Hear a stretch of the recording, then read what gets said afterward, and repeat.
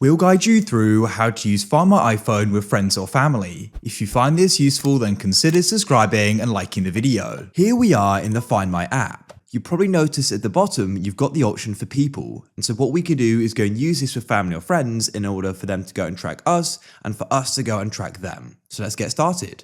Go to the bottom left and you can go and press people like so. Now what you can do is go and drag up from the bottom like this, and what we can do is go and find your friends and family on a map.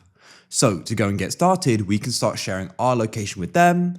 They could also go and watch this to go and share their location with you. So let's go and get started. Press start sharing location at the bottom. You can then go and choose who you want to go and share it with. So you can go and type in a contact, an email, or a number. After you chose a contact, you can then go and press send in the top right. Now in the people list, we can go and see that George can go and see your location. At this point, he's not currently sharing it back with me. If he was, I could then go and click here and go and see where he is. If we go and click it right now, we can go and see some different settings here. For example, at the bottom, we could go and press ask to follow location and also stop sharing my location as well.